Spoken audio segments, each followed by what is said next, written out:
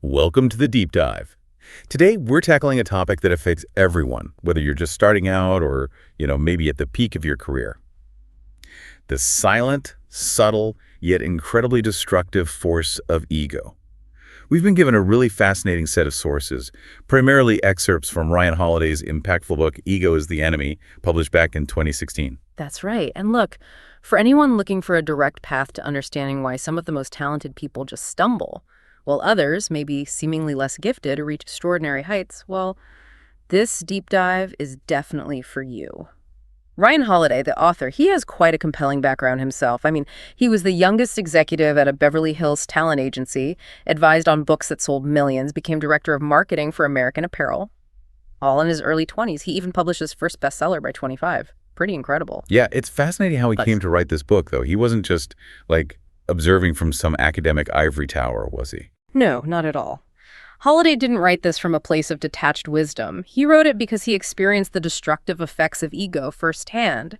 He actually saw people he admired implode right in front of him. Saw it cost them, hundreds of millions of dollars, like Sisyphus, just rolling them back down the hill right when they thought they'd reached the top. It's a very personal book for him. He even has the phrase, "Ego is the enemy," tattooed on his forearm, right alongside "the obstacle is the way," as daily reminders. He wants this book to make you, the listener, think less of yourself. Not to deflate your confidence, he says, but really to liberate you for, world-changing work. Our mission today is to zero in on the precise strategies, the practical lessons, the details from these sources that help us identify, understand, and ultimately manage this inner adversary. We'll be looking at those overlooked elements, the minute shifts in perspective that can make all the difference. Okay, let's start there. Richard Feynman famously said, "The first principle is that you must not fool yourself, and you are the easiest person to fool." That really sets the stage for understanding ego, doesn't it? It absolutely does. This book defines ego as this insidious voice inside us that's constantly telling us we're better than we really are. And that leads to this profound disconnect from reality. Harold Gene, the pioneering CEO, he went so far as to compare egoism to alcoholism.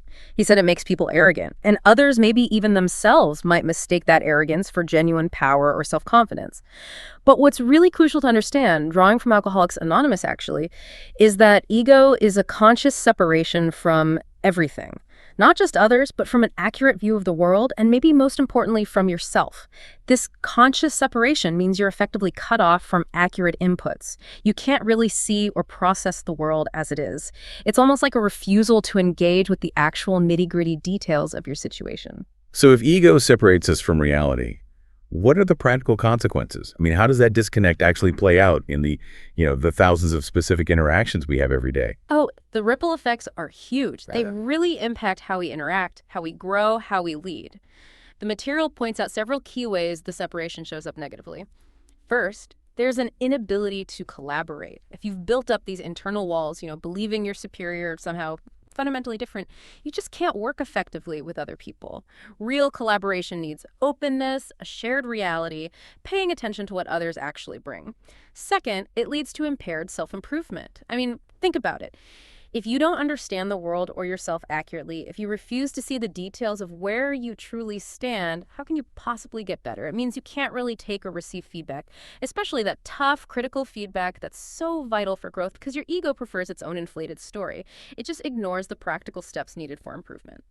Third, you end up with missed opportunities. If you're living inside this fantasy bubble, convinced of your own brilliance, you literally don't see the real opportunities right in front of you. You're too busy looking for what you think should be there, not the reality, not the specific details of what is there. Fourth, what you have isn't real confidence. It's this dangerous delusion over confidence. Without an accurate assessment of your abilities compared to others, that puffed up self-belief is just brittle. It can shatter easily. And finally, ego results in poor leadership. If you've lost touch with your own needs, your own reality, how can you possibly relate to, motivate, or lead other people effectively? You become self-absorbed, unable to connect with the very people you need to guide. Wow, that paints a pretty stark picture. Ego really does sound like this formidable barrier, constantly getting in the way of the very things we're trying to achieve. But it's not all doom and gloom, is it? The book offers a kind of optimistic angle too, right, about managing it. Yes, exactly. That's a really important insight from the sources. The book operates on the assumption that ego isn't some uncontrollable force you just have to feed all the time. It can be managed, it can be directed. So, this deep dive will explore how historical figures, people like William Tecumseh Sherman, Katharine Graham, Jackie Robinson, Eleanor Roosevelt, Bill Walsh, Benjamin Franklin, Belisarius, Angela Merkel, George C. Marshall, how they all managed to suppress or channel or subsume their ego. They stayed, as the book says, grounded, circumspect, and unflinchingly real. They achieved greatness not because of ego, but often by actively battling its impulses, by maintaining that firm grip on reality, often through meticulous attention to the practical details. Even figures like Steve Jobs or Kanye West, who people often point to as successful egomaniacs, well, the material argues their best work actually came when they were fighting against those egocentric impulses, those flaws, not because of them. When their egos were out of control, even for them, it led to huge costs and failures. It's a subtle distinction, but absolutely vital for understanding true lasting success. The details of their self-management really made the difference. Okay, let's dive into one of the most relatable traps of ego. Talk, talk, talk. I mean, we're constantly being prompted to share our thoughts, aren't we? Social media, everyday conversations about our big plans. Oh, absolutely. Lao Tzu's proverb, those who know do not speak, those who speak do not know, really sets a powerful tone here. And there's a compelling historical example in the sources. Upton Sinclair's failed run for governor of California back in 1934. He did something pretty unusual and ultimately disastrous. He published a book called I, Governor of California, and How I Ended Poverty. The key thing, he published it before he even won the election. He detailed all his brilliant policies, his successes, all in the past tense, like it had already happened. Wow. So he basically just lived out his success entirely in his head before anything happened in reality. He played the part without actually doing the hard work. Precisely.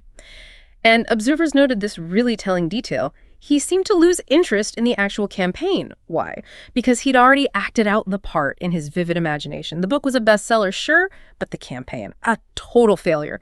Sinclair got absolutely crushed, lost by something like 250,000 votes. It just shows how talk can get so far ahead of action that the actual will to bridge that gap collapses. That internal gratification of just describing success replaces the external effort, the specific daily grind needed to achieve it. And this isn't just about politicians from the 1930s, is it? This applies directly to us today, especially with how pervasive social media is. Absolutely. It connects directly to our modern digital landscape. Think about those empty text boxes on Facebook, Twitter, Tumblr, LinkedIn. They're constantly prodding you, soliciting talk. And this talk, as the material highlights, it's almost always positive, right? Let me tell you how well things are going. Look how great I am. It's rarely the honest truth of the struggle, the fear, the uncertainty. It's basically a performance. We do this, the sources suggest, because often we're scared or overwhelmed. We're looking for that external comfort, that validation, instead of looking inward. Our weak side, our ego, wants that public credit, that attention for doing the absolute minimum. There's an example of a writer, Emily Gould. She struggled for 2 years to get a novel published, even though she had a 6-figure deal. And why? She admitted she was spending a lot of time on the internet, reblogging, tweeting. She justified it, saying she was building her brand or being creative. But the actual novel she was supposed to be working on, it completely stalled for a whole year. The core message here is that writing, like so many creative acts, is painfully difficult. It involves sitting there, staring, feeling inadequate, grappling with all the intricate details. But talking is always easy. Those empty text boxes are like a siren song for the ego, making us feel productive without doing the painful, detailed, real work. Kierkegaard warned about this too. He said that mere gossip anticipates real talk, and to express what is still in thought weakens action by forestalling it. That ability to deliberately keep yourself out of the conversation, to survive without that constant external validation, that's scarce and rare. It's actually a sign of confidence and strength, not weakness. So silence is actually a sign of strength, especially early on, before you've really accomplished anything concrete. That's a really interesting detail to consider. Yes. William Tecumseh Sherman, for instance, he had a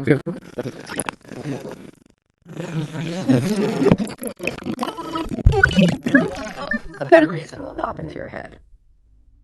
This allowed him strategic flexibility, quiet refinement, focusing on the tactical details. And similarly, Bo Jackson, the legendary athlete, he decided he had 2 huge goals: win the Heisman Trophy and be the first pick in the NFL draft. Guess who he told? Nobody. Just his girlfriend. This quiet commitment, this strategic silence, It offers real psychological benefits. It preserves energy, allowing all your focus to stay on the detailed execution. Yeah, that makes a lot of sense. It's like constantly talking about your goals just depletes the energy you actually need to achieve them. Like you've already spent the currency of success just by, chattering about it. Exactly. And research backs this up. While visualization is important, after a certain point, our mind starts to confuse it with actual progress. Same goes for talking about it. Even just talking aloud to ourselves while working through difficult problems has been shown to significantly decrease insight and breakthroughs. After spending so much time thinking, explaining, talking about a task, we feel like we've gotten closer to doing it. Or worse, when things get tough, we feel like we can just toss the project aside because, well, we gave it our best shot, even though, of course, we haven't. Success takes 100% effort, and talk just flitters part of that effort away. The harder the task, the more uncertain the outcome, the more costly that talk becomes, and the further we run from real accountability. This is especially relevant when you're facing what Stephen Pressfield calls the resistance, that hurdle between us and creative expression. The truly impactful voices, the sources say, they work quietly in the corner, and they ignore the impulse to seek recognition before they act. They defer gratification. They understand that earned recognition, the kind that comes after the work is done, is the only kind that truly matters. We hear it constantly, don't we? Find your passion, live passionately, inspire the world. It's everywhere, Burning Man, TED Talks. It's just this ubiquitous message. But what we're unpacking here suggests maybe this isn't always a good thing. It could even be, well, dangerous. Yeah, the material puts it pretty provocatively. It says, your passion may be the very thing holding you back from power or influence or accomplishment. Passion, it argues, can actually lead to failure. While passion feels good, it's celebrated, it often masks this deeper weakness, a kind of breathlessness, an impetuousness, a franticness. And those are really poor substitutes for genuine discipline, mastery, strength, and perseverance. It's focusing on the big, grand feeling, not the nitty-gritty details. Think about Eleanor Roosevelt. Someone once complimented her, talking about her passionate interest in some social legislation. She actually corrected them. She said she supported the cause, but hardly think the word passionate applies to me. She was driven by purpose and reason, not fleeting excitement. Her immense strength, her influence, it came from grace, poise, direction, things developed over years of quiet, detailed accumulation, not sudden bursts of passion. And on the flip side, the negative examples, like George W. Bush's administration regarding Iraq, or Christopher McCandless heading into the wild, Robert Falcon Scott's disastrous pole mania, that tragic 1996 Everest climb, psychologists call it go-a-lot-a-sea, or even the Segway inventors convinced they'd change the world. All these talented, smart people were fervent believers, no doubt, but it's also clear they were, well, unprepared. Incapable of grasping the real objections, the real concerns of others, they often dismissed warnings as just a lack of passion. Their fervor blinded them. They sank their own ships because they lacked realism, practicality. They ignored vital, practical details. Contrast that with John Wooden, the legendary UCLA basketball coach. Kareem Abdul-Jabbar described him as dispassionate. Wooden saw emotions as a burden. He didn't rely on rah-rah speeches. His whole philosophy was about control, just doing the job, never being passion slave. His 10 titles in 12 years, they came from developing a meticulous system for winning, working with his players to follow it, focusing on the details. Neither Wooden nor Roosevelt were driven by constant excitement. It took them years to become what they were known as. It was a slow process of accumulation built on attention to every single small detail. The sources point out that those driven purely by passion, they can tell you in great detail who they plan to become, what their future success will look like. They might even worry out loud about the burdens of those future accomplishments living in this fantasy. But crucially, they cannot show you their progress, because there rarely is any. Passion tends to be form over function. It's about the feeling, the dream, not the gritty reality and the practical, detailed steps. So it really boils down to shifting from that abstract dream to the concrete, realistic steps. It's more about the nuts and bolts of getting things done, rather than just the grand vision or the intense feeling. Exactly. The material really emphasizes the need for realism, asking questions like, where do we start? What do we do first? What do we do right now? And importantly, how are we sure that what we're doing is moving us forward? What are we benchmarking ourselves against? It's about taking an iterative approach, small steps, seeking feedback, locking in gains. Now, this is way less exciting, less glamorous than writing manifestos or maxing out credit cards because you believe in yourself or sending those 4,000-word emails at 3 a.m. It's about spreadsheets, meetings, phone calls, software, tools, internal systems, all the unglamorous work. That's the essence of purpose, function, function, function. This relentless focus on the minute details of execution, the constant asking of what's next and how do we actually do it. Quote, "That's what truly builds success, not just talking about it or feeling intensely about it." There's a great quote here from Lord Moore. Great men have almost always shown themselves as ready to obey as they afterwards proved able to command. That's a powerful lead into this idea of the canvas strategy, Oh, sure. which sounds, well, deeply counterintuitive in our world that rewards self-promotion so much. It absolutely is counterintuitive. In ancient Rome, they had this concept of the anti-ambulo. It literally means one who clears the path for their patron. This person would walk ahead of their patron, making way, communicating messages, basically just making the patron's life easier. It was a role entirely focused on service. The selfless approach is contrasted in the sources with figures like the Roman poet Martial, described as an angry, unappreciated genius. He felt doing stuff she doesn't like for people she doesn't respect was beneath him, an indignity. He was just consumed by this perceived subservience, unable to see the subtle long-term benefits. Yeah, that attitude feels really common, doesn't it, across generation societies. That unwillingness to grovel or take a step back, especially if you think you're smarter or more talented than the people you're supposedly serving. Yes, exactly. We see it everywhere today. Interns suing for pay, kids living at home rather than taking a job they feel overqualified for. We see it in this inability to meet anyone else on their terms, an unwillingness to take one step back in order to potentially take several steps forward later. The ego just screams, "I won't let them get one over on me. I'd rather we both end up with nothing." But the reality is, not only has the apprentice model produced some of the greatest art in history. Think Michelangelo, Leonardo da Vinci, even Benjamin Franklin had to navigate systems like this. But if you're really going to be the big deal you think you are, isn't this kind of service just a trivial, temporary imposition? You know, the common advice people get starting out is often make other people look good and you will do well, or keep your head down, serve your boss. But the material reframes this in a way that really brings out the fine points, the detail of the strategy. It's not just about kissing ass or superficially making someone look good. It's about providing the support so that others can be good. A better way to put the advice is this. Find canvases for other people to paint on. Be an anti-ambulo. The old saying, say little, do much, gets updated here to be lesser, do more. That's a subtle shift, but it feels really significant. So it's about genuinely helping others succeed, not just appearances. And through that, focus on their notes, their details.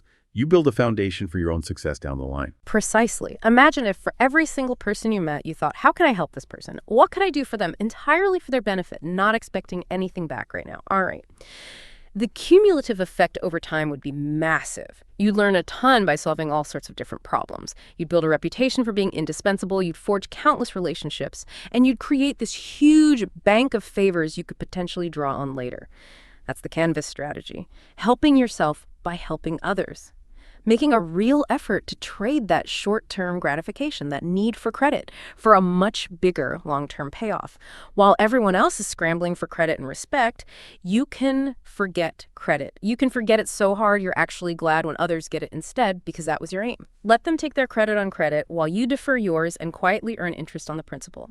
The material goes into fascinating detail about Jackie Robinson's early life. He was known for being anything but restrained. As a teen, he ran with the gang, often got in trouble with the police. He challenged people using slurs, got into fights, got arrested more than once for arguing with police he felt treated him unfairly. He spent a night in jail before college for almost fighting a white man.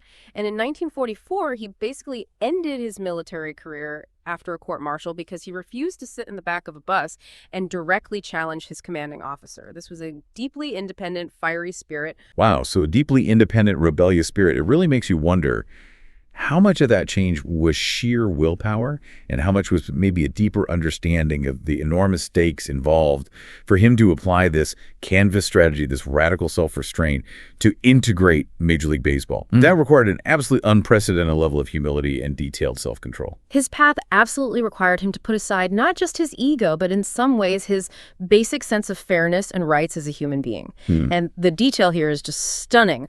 When the Philadelphia Phillies manager, Ben Chapman, hurled these awful racist taunts, things like, "They're waiting for you in the jungles, black boy," and "We don't want you here, nigger," Robinson did not respond, even though, as he wrote later, he desperately wanted to grab one of those white sons of bitches and smash his teeth in with my despised black fist. Even more astonishingly, just a month later, he agreed to take a friendly photo with Chapman specifically to help save the man's job. That is just an extraordinary level of discipline. It's hard to even fathom managing those inner impulses with such precision in that moment. It truly is. There's a mention of the MMA fighter Bas Rutten, who sometimes writes R for rustig, meaning relax in Dutch, on his hands before fights. Because getting angry, getting emotional, losing that restraint, it's a recipe for failure in the ring. The book argues that ego is the absolute opposite of what is needed when you're facing indifference or even outright sabotage, which are pretty much inevitable if you have any ambition. It highlights that it doesn't degrade you when others treat you poorly, it degrades them. This stoic, egoless strategy prepares you for all those slights, dismissals, petty indignities, one-sided compromises that inevitably come with trying to do something big. It allows you to keep moving forward without getting derailed by external provocations or letting your own inner fury consume you. It requires a really meticulous inner accounting, doesn't it? Okay, next section. This delves into what it really means to be a student, and it's clearly not just about formal education in a classroom. It's presented as this lifelong commitment to learning, right down to the smallest details. No, absolutely. It's a lifelong commitment. The material details how being a real student involves placing your ego, your ambition, in someone else's hands. Deferring to a master, accepting that you're not better than them, not even close, actually. You can't fake it, you can't bullshit them, you can't hack education. The sources say there are no shortcuts besides hacking it every single day. If you don't put in the work, they drop you. That's a really crucial insight for anyone who thinks they know enough or believes their past successes are sufficient.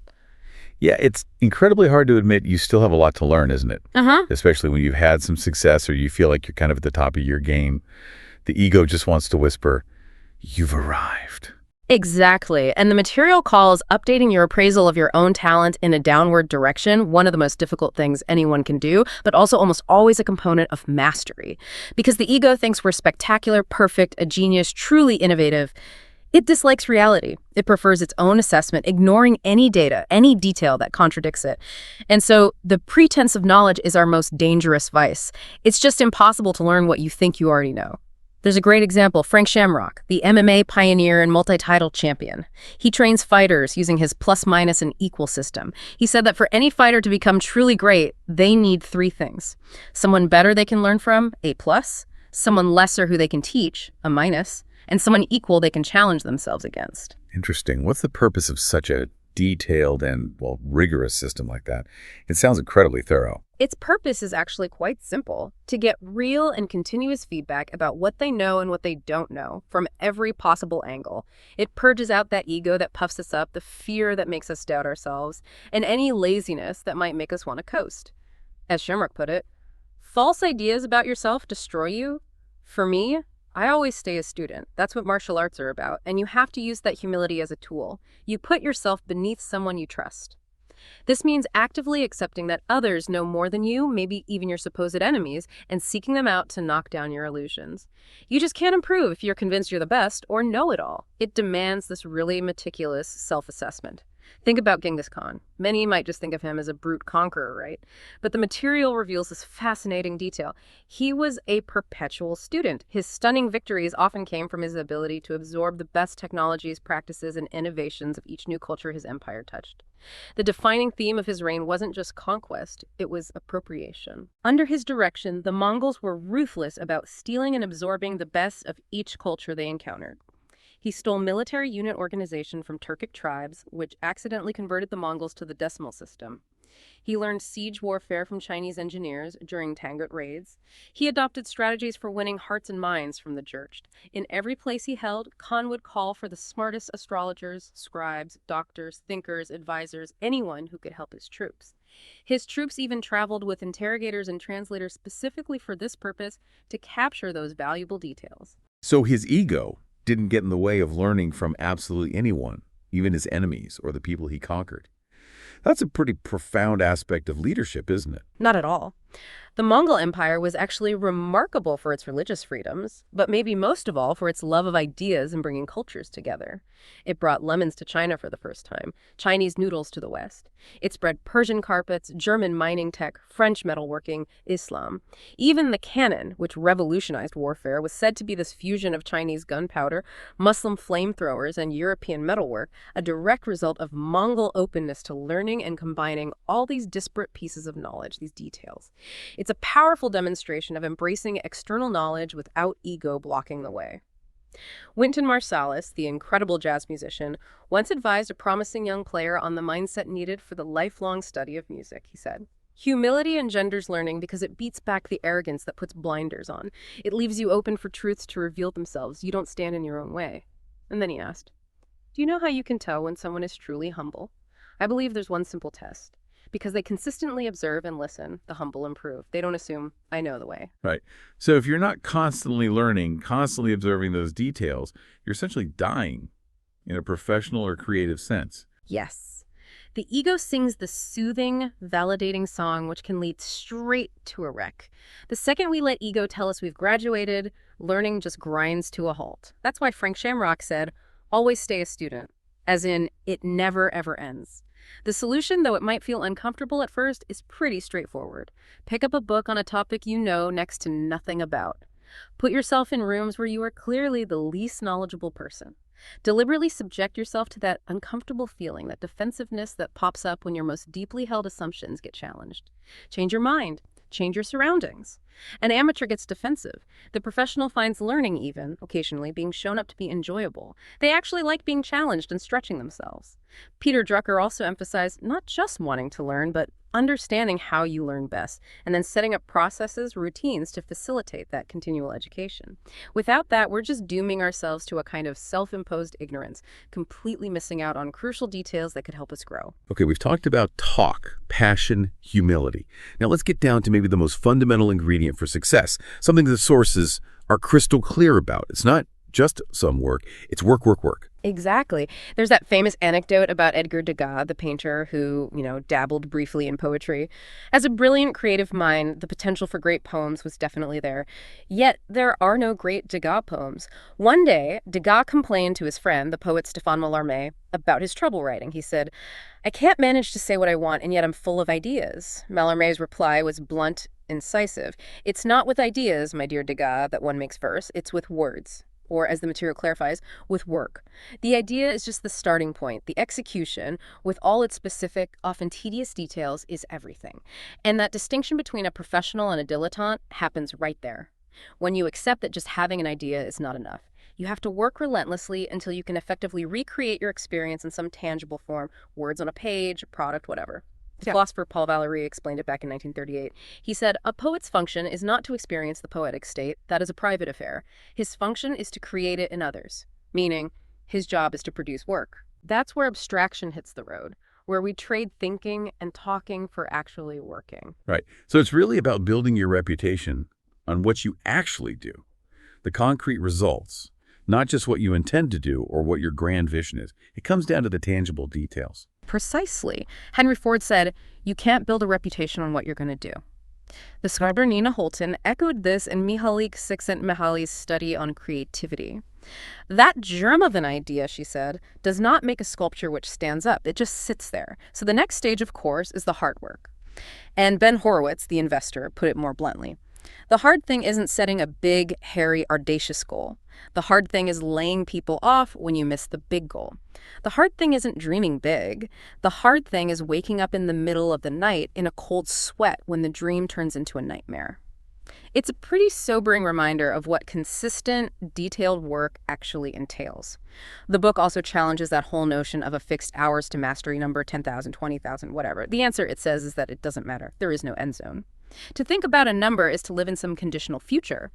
Getting where we want to go isn't about some sudden burst of brilliance. It's about continual effort forever and ever. Now, that's maybe not a terribly sexy idea, but it should actually be encouraging because it means success is within reach for all of us, provided we have the constitution, the humbleness to be patient, and the fortitude to just put in the work. It's about the sheer, consistent volume of detailed effort. And the ego naturally just bristles at this idea of endless, maybe unglamorous work. It wants a shortcut, right? Or it wants to be told it's already there. Oh, it absolutely does. The ego complains, within reach. That means you're saying, I don't have it now. And the answer is exactly right. You don't. No one does. Our ego wants the ideas, the fact that we aspire to do something to be enough. It wants the hours we spend planning, attending conferences, chatting with impressed friends. It wants all that to count towards the tally success seems to demand. It wants to be paid well for its time, and it wants to do the fun stuff, the stuff that gets attention, credit, or glory. It actively avoids the tedious, difficult, often thankless details of the actual necessary work. Think about Charles Darwin, for example. He worked for decades on his theory of evolution, refraining from publishing it because it wasn't yet perfect. Hardly anyone knew what he was working on. Nobody was saying, hey, Charles, it's okay you're taking so long because what you're working on is just so important. They didn't know. He couldn't have known for sure. He just knew that it wasn't done yet, that it could be better, and that that was enough to keep him going. That level of sustained, quiet, detailed effort focused purely on the perfection of the work itself, that's a real hallmark of egoless pursuit. So it really boils down to a very simple yet kind of profound question. Do you love the work itself, the grind, the daily details, more than you love the idea of success or recognition? That's the core question, exactly. Do we love work, making a living to do work, not the other way around? Do we love practice the way great athletes do? Or are we just chasing short-term attention and validation? There's a Latin phrase, fac, syphis, which means do it if you're going to do it. It captures that ethos perfectly. And another apt one, materiam superabat opus, meaning the work surpassed the material. It implies the effort, the craftsmanship, elevated the raw components, transformed them through detailed attention.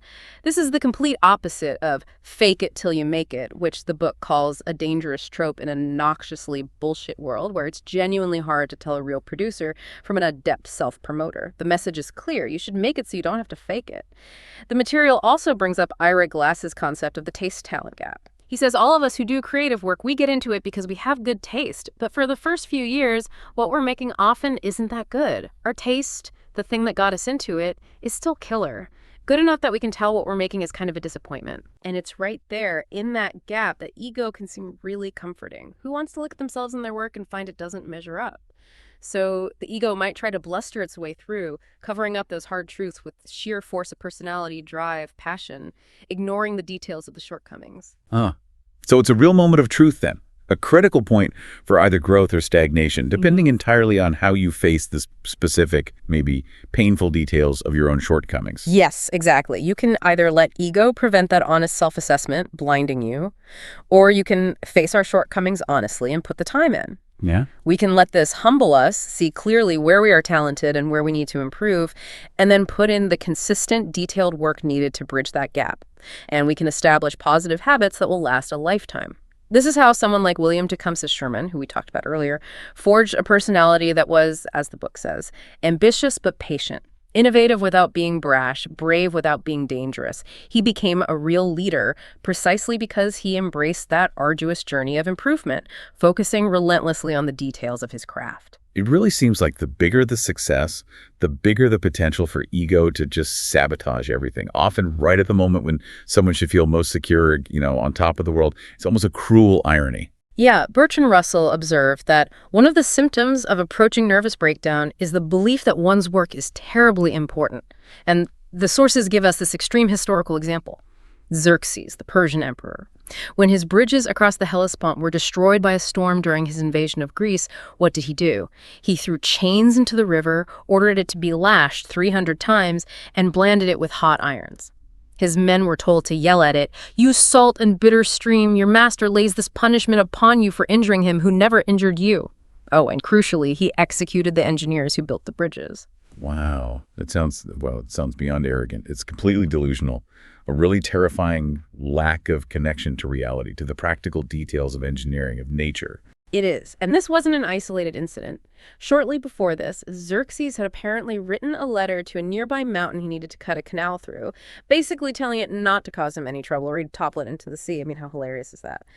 But more importantly, how pathetic. With success, there's this human tendency to believe that since you didn't once change the world in some big or small way, you now possess some kind of magical power. You think, we're here because we're bigger, stronger, smarter. We make the reality we inhabit. And that leads straight to this dangerous, often bizarre sense of entitlement, completely divorced from the details of how things actually work. Consider Ty Warner, the creator of Beanie Babies. Right before he basically destroyed his own billion-dollar company, he overrode cautious employee objections and famously bragged, "I could put the Ty Heart on manure and they'd buy it." Well, he was wrong.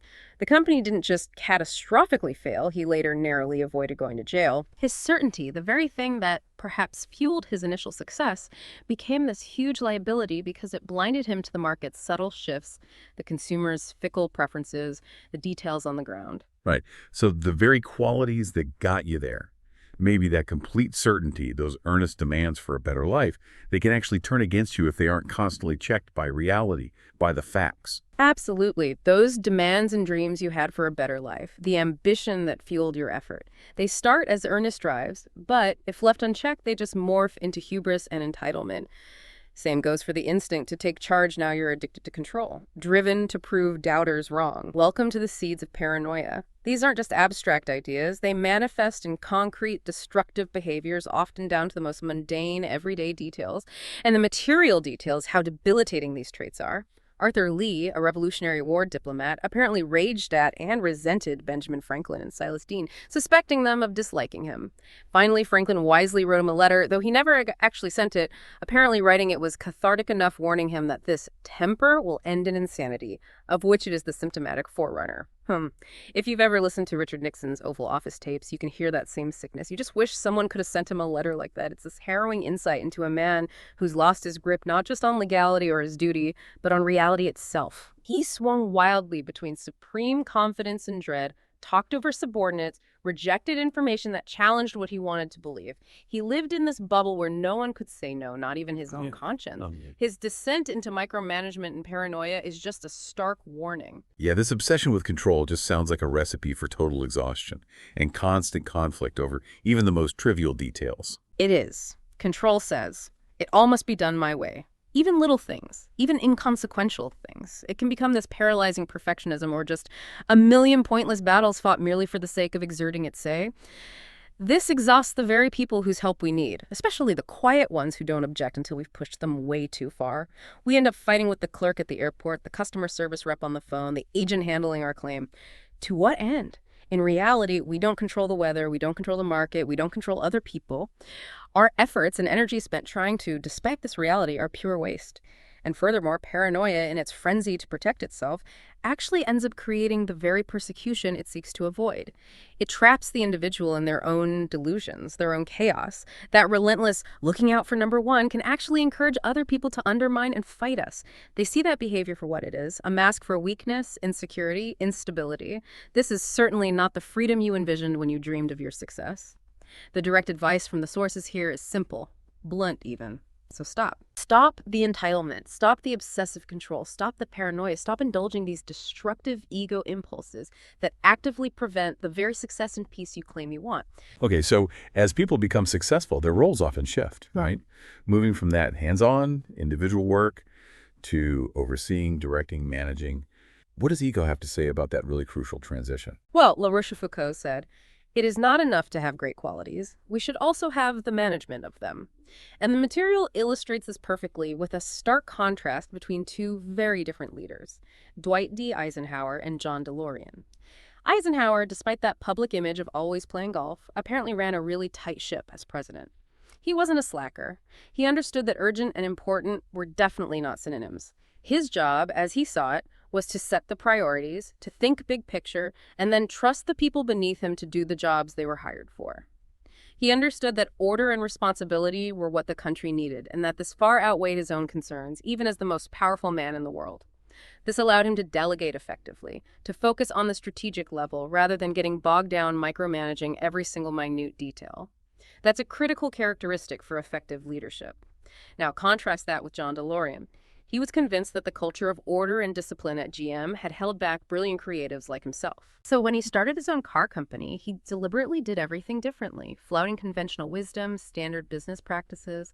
The result wasn't some freewheeling creative sanctuary he imagined. Instead, it was, quote, an overbearingly political, dysfunctional, and even corrupt organization that collapsed under its own weight, eventually resorting to crime and fraud, losing around $250 million.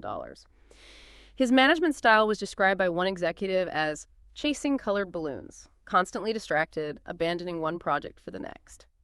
He was a genius, maybe, but sadly that's rarely enough.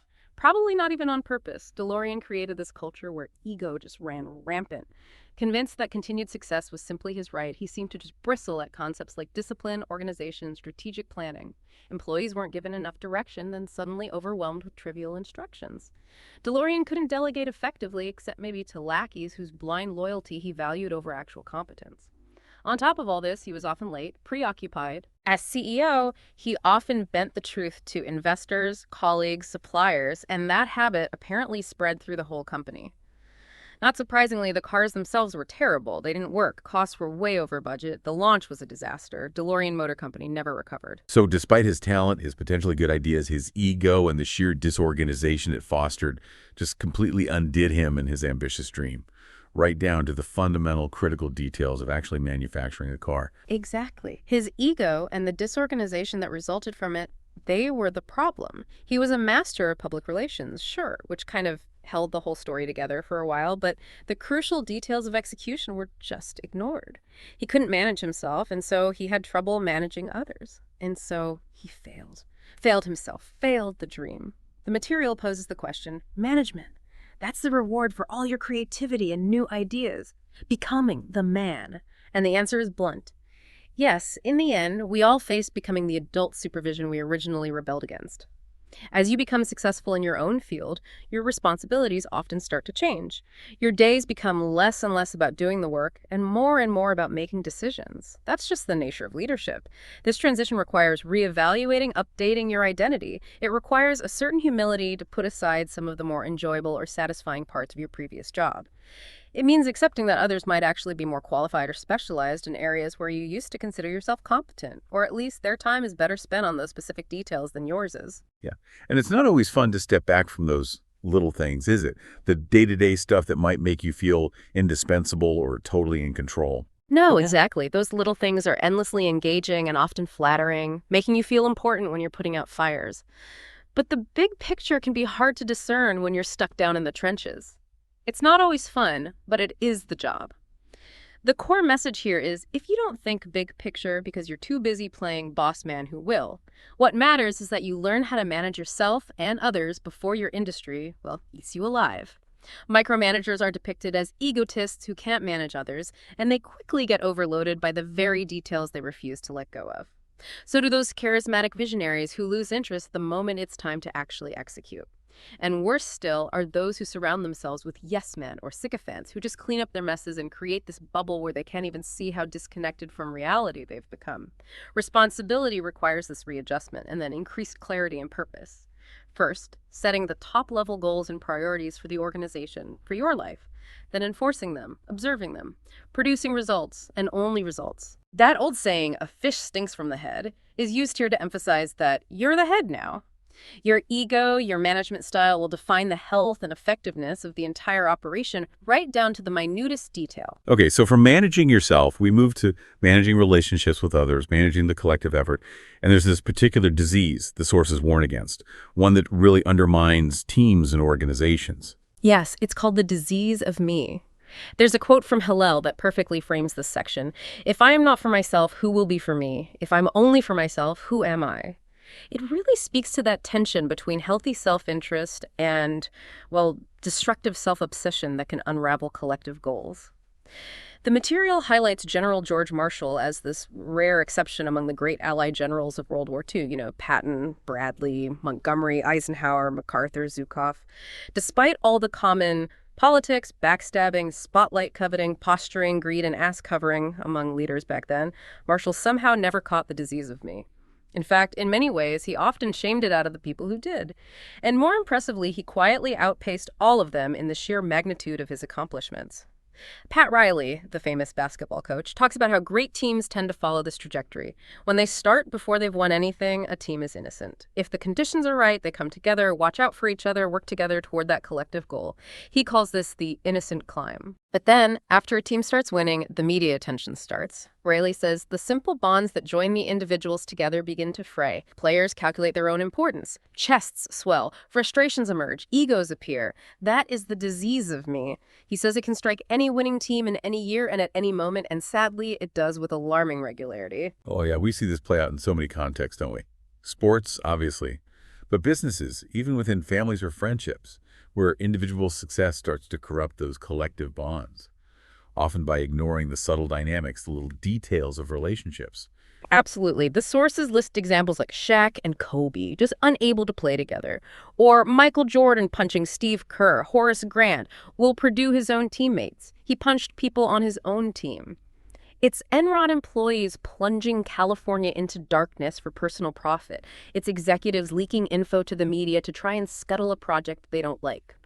For us as individuals, it's starting to think that we're better, that we're special, that our problems and experiences are just so incredibly different from everyone else's that no one could possibly understand.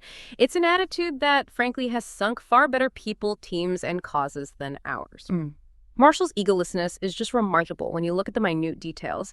It starts with his balanced relationship to rank, which was an obsession for most people in his line of work. He insisted the president call him General Marshall, not George, for example. He felt he'd earned it. But while other generals were constantly lobbying for promotions, MacArthur's mother's aggressive efforts are specifically mentioned. Marshall actively discouraged it. When others started pushing for him to be chief of staff, he actually asked them to stop because he said, "It makes me conspicuous in the army." Too conspicuous, in fact. Later, he even discouraged an effort in the House to make him a field marshal. Not just because he thought field marshal sounded ridiculous, but because he didn't want to outrank or hurt his mentor, General Pershing, who was near death and a constant source of advice. This precise attention to the institution, to others' feelings, it just illustrates his profound humility, his self-awareness. He prioritized integrity over personal glory in these small but significant details. And he even allowed Eisenhower to take the Supreme Commander role in Europe, right? Even though that was arguably a more prestigious, more visible position than his own role as chief of staff, that takes an extraordinary commitment to the mission above himself. He did. Marshall decided Eisenhower was simply the best man for that job, and Eisenhower performed superbly, helped win the war. Would anything else really have been worth the trade-off? Yet, this is what we regularly refuse to do, isn't it? Our ego precludes serving any larger mission we're supposedly a part of. What are we going to do? Let someone get one over on us? The writer Cheryl Strayed once told a young reader, "You're becoming who you're going to be, and so you might as well not be an asshole." It's one of the most dangerous ironies of success. It can make us into someone we never actually wanted to be. That disease of me can corrupt even the most innocent climb. There's another telling detail about Marshall. There was a general who treated him poorly earlier in his career, basically banished him to obscure postings. Later, Marshall surpassed him and had a clear chance for revenge, except he didn't take it. Why? Because whatever the man's flaws, Marshall saw that he was still useful, that the country would be worse off without him. What thanks did he get for this quiet suppression of ego? Just another job well done and not much more. The word for that, the sources note, is one we don't use much anymore. Magnanimous. It was good strategy too, sure, but mostly Marshall was gracious, forgiving, magnanimous just because it was the right thing to do.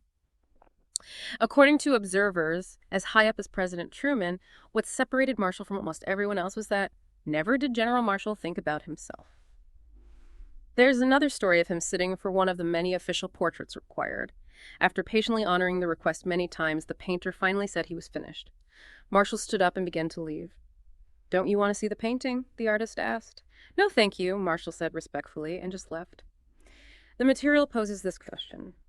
Why do you think great leaders, great thinkers throughout history have often gone out into the wilderness and come back with inspiration, with a plan, with an experience that changes the world? It's because in doing so, they found perspective. They understood the larger picture in a way that wasn't possible in the bustle of everyday life. By silencing the noise around them, they could finally hear that quiet inner voice they needed to listen to, paying attention to subtle internal details. Creativity often requires receptiveness, recognition, and that just cannot happen if you're convinced the world revolves around you. Right. It's about reminding ourselves constantly that we're not that special, we're not immune to human flaws, and that we are just part of something much, much larger, much more enduring than ourselves. Exactly. We are just like everyone else and always will be. We need to constantly remind ourselves how pointless it is to rage and fight and try to one-up those around you. Go and put yourself in touch with the infinite, the sources suggest. End your conscious separation from the world. Reconcile yourself a bit better with the realities of life. Realize how much came before you and how only tiny wisps of it remain. Let that feeling carry you as long as you can. Then, when you start to feel better than or bigger than, go and do it again. Seek that perspective repeatedly, meticulously examining your inner state and its subtle, often deceiving impulses. Okay, we've covered how ego shows up on the way up and at the peak of success, driving entitlement, control, paranoia. But what happens when things inevitably go wrong? When failure or setbacks hit? That often seems like the ultimate test, doesn't it? Yeah, this is where ego really shows its true colors. When you're facing difficulty, especially public difficulty, like dealing with doubters, scandals, significant losses, ego starts whispering in your ear. It says things like, I knew you couldn't do it. Why did you even try? Or this isn't worth it. This isn't fair. This is somebody else's problem. Why don't you just come up with a good excuse and wash your hands of this? It tells us we shouldn't have to put up with this. It tells us we're not the problem. Essentially, it adds self-injury to every single injury you experience.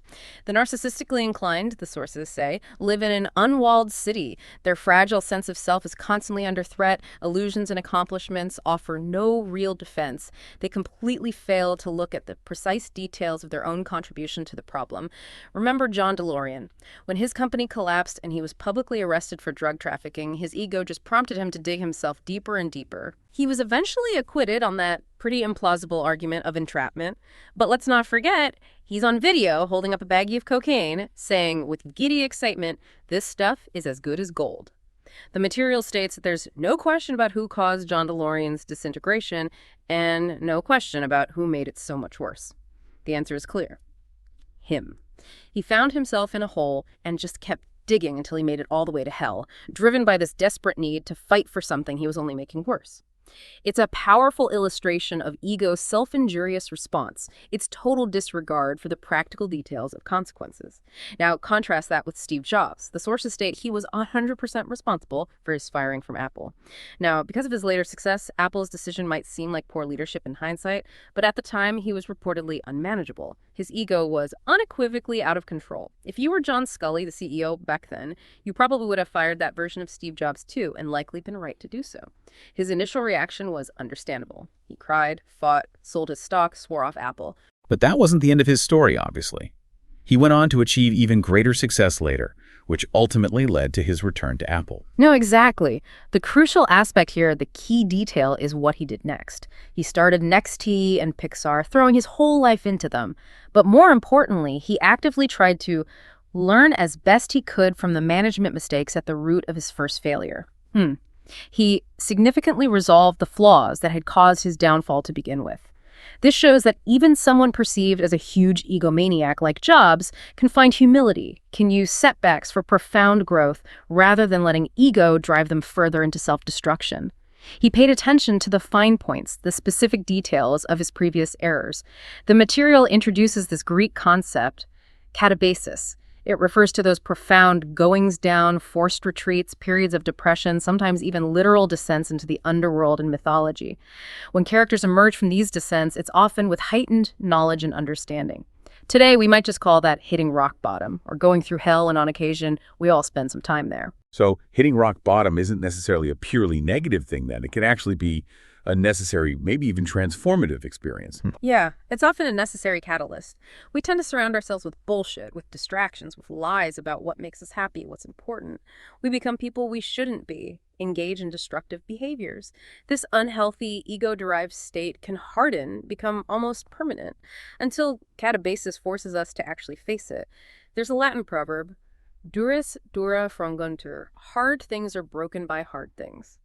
The bigger the ego, the harder the fall, because it resists the lessons embedded in those painful details. Such moments raise a lot of questions, right? How do I make sense of this? How do I move forward? Is this the absolute bottom, or is there more to come? Looking back, these events seem to have three key traits. One, they almost always come from some outside force or person. Two, they often involve things we actually already knew about ourselves, but we're too scared to admit. And three, from the ruin came the opportunity for great progress and improvement. Does everyone take that opportunity? Of course not. Ego often causes the crash in the first place and then blocks us from improving, preventing us from seeing the clear, detailed facts of our situation. The 2008 financial crisis, for instance, it was a huge wake-up call for some, laying bare accountability issues, greed, over-leveraged lifestyles. For others, just a few years later, they were right back where they started, probably doomed for a worse fate next time. Think about those examples of dead time being used for growth. Malcolm X in prison, transforming his confinement into his college by devouring books, feeling never so truly free. Francis Scott Key writing the poem that became the U.S. national anthem while trapped on a ship during the War of 1812. Viktor Frankl refining his psychologies of meaning during his horrific ordeal in Nazi concentration camps. Even Ian Fleming, on bed rest forbidden from typing, created Chitty Chitty Bang Bang by hand, or Walt Disney recovering from an injury deciding to become a cartoonist. They used these periods, this dead time, as opportunities for profound self-improvement, for creativity, by meticulously focusing on the details of what they could control. Which means our reaction to setbacks, no matter how severe they feel, is absolutely paramount. It's not the event itself, but how we choose to interpret it, how we choose to use it, especially in the practical details of just moving forward one step at a time. Yes. The material urges us to ask ourselves, what if we said, this is an opportunity for me. I am using it for my purposes. I will not let this be dead time for me. Booker T. Washington's famous line, cast down your bucket where you are, encourages making use of what's right around you, rather than letting stubbornness or ego just worsen a bad situation. Recovery isn't grand or dramatic. It's one step in front of the other, a meticulous, detailed rebuilding process. And that feeling after hitting bottom, as President Obama apparently described it, can actually be liberating because you've survived the worst. And now you can build anew, free from the old illusions. It is just so easy to compare ourselves to others, isn't it? Especially in a world that constantly throws external markers of success in our faces, social media, celebrity culture, you name it. But what we're learning here shows a deep danger in that. Oh, it's a huge trap. The sources reflect on the really divergent paths of William Tecumseh Sherman and Ulysses S. Grant after the Civil War. Both were massive national heroes, right? Sherman abhorred politics. He repeatedly declined pleas to run for office, saying, "I have all the rank I want." Having seemingly mastered his ego, he later retired to New York City and lived, by all accounts, a life of happiness and contentment. Grant, on the other hand, who had previously expressed almost no prior interest in politics, pursued the presidency, and he ended up presiding over one of the most corrupt, contentious, and least effective administrations in American history. And it actually got worse for Grant after that, didn't it? A truly tragic post-presidency that really highlighted his lack of maybe personal definition, his disregard for his own inner compass, and the details of his own finances. Tragically, yes. After his presidency, Grant invested almost every penny he had into a financial brokerage with this controversial investor, Ferdinand Ward. Ward, basically a Bernie Madoff of his day, turned it into a massive Ponzi scheme and publicly bankrupted Grant. As Sherman wrote, with real sympathy and understanding for his friend, Grant had aimed to rival the millionaires who would have given their all to have won any of his battles. Grant had accomplished so much, achieved incredible things, but for him, it wasn't enough. He couldn't decide what was important, what actually mattered to him. This just perfectly illustrates the ego's insatiable desire for more, even when someone has achieved immense historic success. It's a desire that external achievement can never truly satisfy, especially when you ignore the detailed nuances of your own values and what enough actually looks like for you. The material highlights this common tendency. We're never happy with what we have. We want what others have too. We want to have more than everyone else. We start out knowing what's important to us, but once we achieve it, we lose sight of our priorities. Ego sways us, and it can ruin us. This is why it's absolutely critical that you know who you're competing with and why, that you have a clear sense of the space you're in. Otherwise, you're just unconsciously picking up the pace to keep up with others, running someone else's race for reasons you don't even really understand. You're not defining the details of your own race. And this leads directly to Seneca's concept of euthymia, right?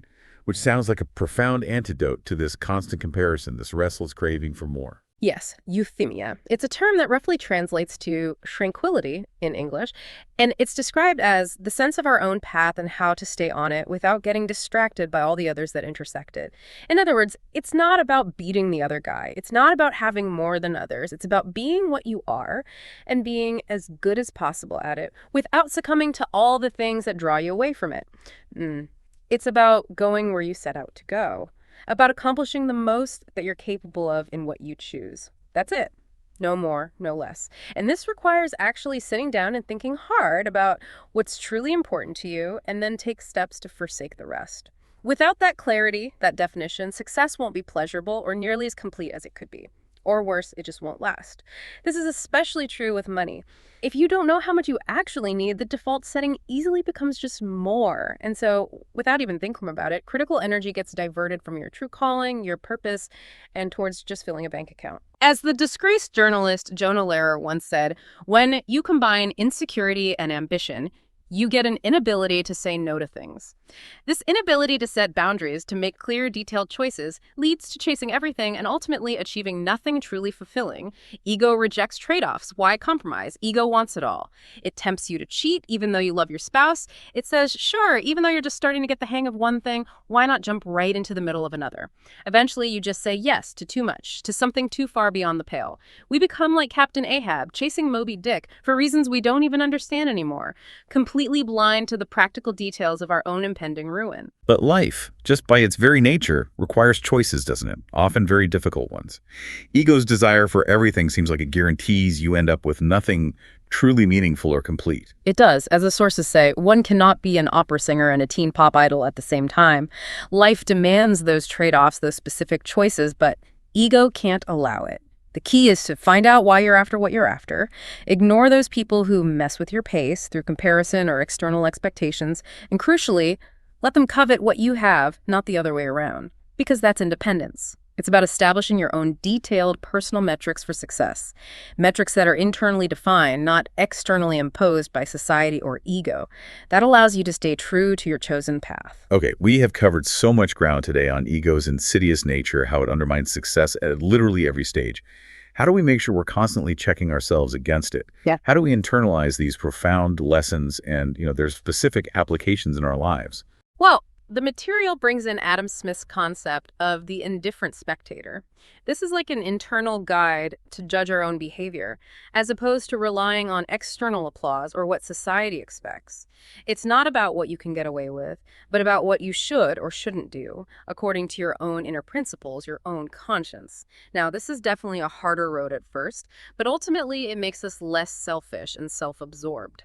A person who judges themselves based on their own internal standards doesn't crave the spotlight the same way and isn't easily swayed by external validation or criticism. This precise self-judgment is paramount to avoiding excess, avoiding wrongdoing, because it becomes about internal integrity and this meticulous, honest review of one's own actions and motivations. The sources also highlight a really critical lesson. Hate and bitterness almost always accomplish the exact opposite of what the person hopes for. In the internet age, we call this the Streisand effect. It's named after Barbra Streisand's attempt to legally remove a photo of her home from the web. Her actions totally backfired, and far more people saw the photo than ever would have if she'd just left it alone. Attempting to destroy something out of hate or ego often ensures that it will be preserved, even amplified forever. Right. So trying to destroy something out of ego or hate often just guarantees its preservation, maybe even makes it more famous. A truly ironic and self-defeating outcome, with real-world consequences down to the last detail. Exactly. William Randolph Hearst's multi-decade campaign to destroy Orson Welles' film Citizen Kane is presented as a detailed case study of this. Hearst's attempts were frankly absurd. He sent his most powerful gossip columnist, Luella Parsons, to demand a screening. Based on her feedback, he decided he'd do everything in his power to block the film. He issued a directive. None of his newspapers were to mention any RKO film, the company producing Citizen Kane, period. Apparently, this ban still applied to Welles specifically over a decade later. Hearst's papers started digging for negative stories about Welles' private life. His columnist threatened to do the same to RKO board members. Hearst threatened the entire movie industry to turn other studios against the picture. An $800,000 offer was made just for the rights to the film so it could be burned or destroyed. Most theater chains were pressured into refusing to show it. No ads were allowed in any Hearst-owned properties. Hearst sympathizers started reporting rumors about Welles to authorities, and in 1941, J. Edgar Hoover's FBI actually opened a file on him. Wow, that is an extraordinary, intricate level of effort just to suppress something. It really speaks to the destructive, obsessive power of ego and hate when they're unleashed like that. And the result. Citizen Kane eventually secured its place as arguably the greatest cinematic masterpiece ever made. And 70 years later, it was finally played at Hearst Castle itself. The very thing he tried desperately to destroy became immortalized, partly because of his relentless, detailed efforts against it. Contrast that with Richard Nixon. Even after being reelected by a landslide after Watergate broke, he just kept fighting. Persecuting reporters, lashing out at everyone he felt had slighted him. The material highlights that his lifelong image of himself as a scrappy fighter battling a hostile world was ultimately his undoing. He'd surrounded himself with other so-called tough guys. In the end, he did more damage to himself than anyone else could. The root of it all was his hatred, his anger, and even being the most powerful person in the world couldn't change it. He just could not let go of those specific, perceived slights. Which contrasts so sharply with figures like Frederick Douglass, doesn't it? Who famously refused to let others' prejudice or their hateful actions actually degrade him internally. A truly profound example. Booker T. Washington tells this anecdote from Frederick Douglass about a time he was traveling and was asked to move to the baggage car because of his race. A white supporter rushed up, apologizing for the horrible offense. "I am sorry, Mr. Douglass, that you have been degraded in this manner," the person said. But Douglass would have none of it. He wasn't angry, he wasn't hurt. He replied with great fervor, "They cannot degrade Frederick Douglass. The soul that is within me no man can degrade. I am not the one that is being degraded on account of this treatment, but those who are inflicting it upon me." Now, certainly that's an incredibly difficult attitude to maintain. It's far easier to hate, it's natural to lash out. Yet we find that what defines great leaders like Douglass is that instead of hating their enemies, they feel a sort of pity, even empathy for them. Think of Barbara Jordan at the 1992 DNC proposing an agenda of love, love, love, love.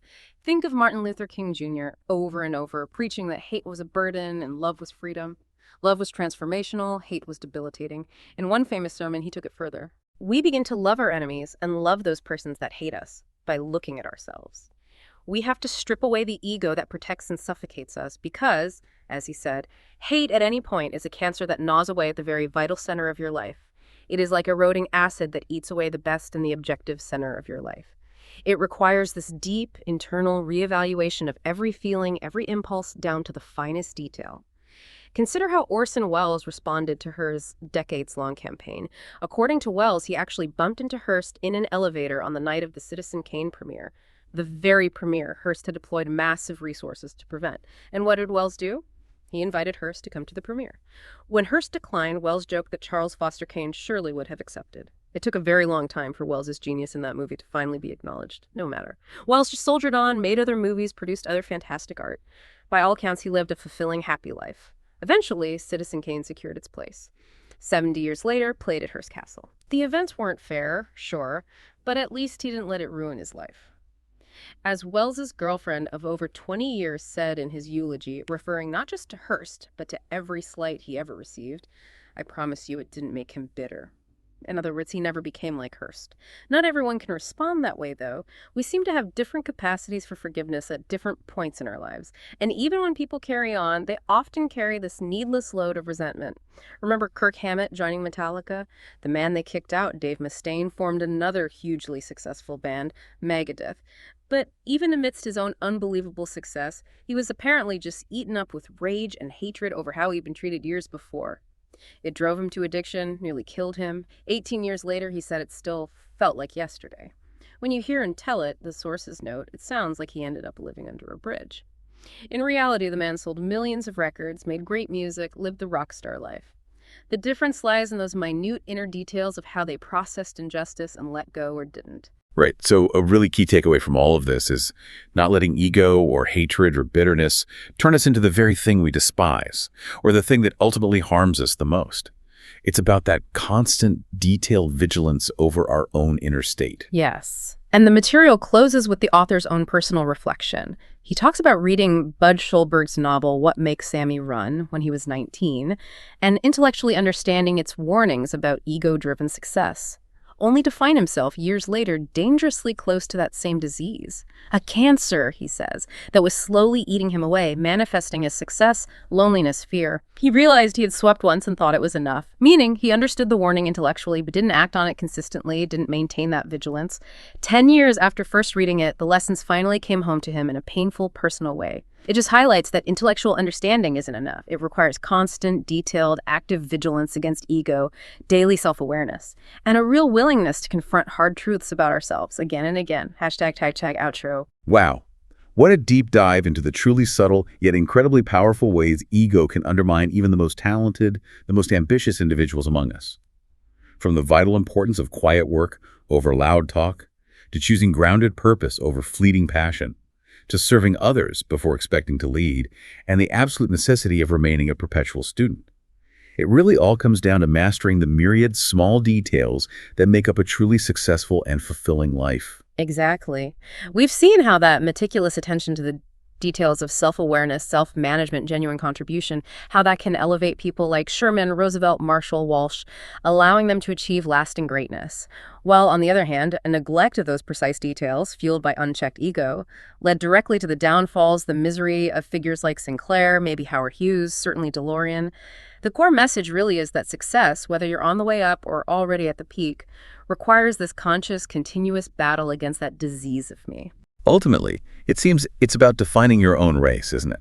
Understanding what truly matters to you and then making those clear, often difficult trade-offs, rather than letting ego just drive you to chase more and more, endlessly comparing yourself to others.